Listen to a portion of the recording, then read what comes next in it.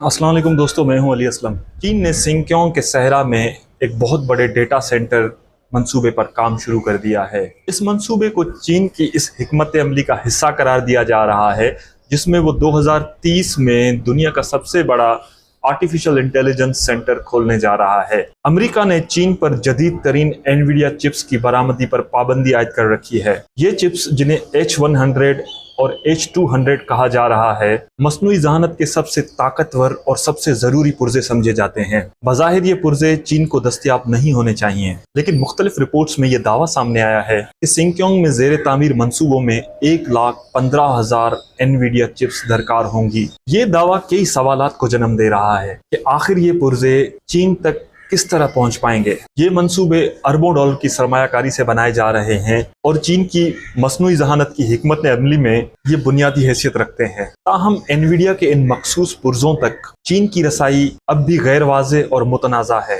America की तरफ से ये पाबंदियां चीन की तरक्की को सुस्त करने के लिए लगाई गई हैं, लेकिन चीन अपनी रफ्तार बरकरार रखने के लिए बड़े कदम उठा रहा है।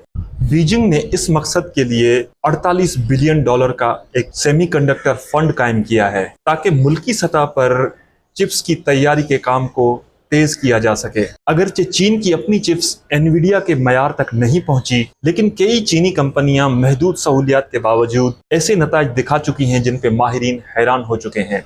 माहिरीन के मुताबिक चीन अगर इन पाबंदियों के बावजूद इन चिप्स तक रसाई हासिल कर लेता है, तो ये मंसूबे आलमी सतह पर सबसे ताकतवर कंप्यूटर मराकज में शामिल हो जाएंगे। लेकिन अगर ये पाबंदियां सख्ती से लागू रहती हैं, तो चीन को अपनी सनत तेजी से आगे बढ़ानी पड़ेगी, ताकि वो AI की इस रेस में पीछे न रह जाए। दूसरी जानिब अमेरिका भी मसनूई जहानत में और चिप साजी में भारी सरमायाकारी कर रहा है, ताकि वो अपनी बरतरी दुनिया में कायम रख सके।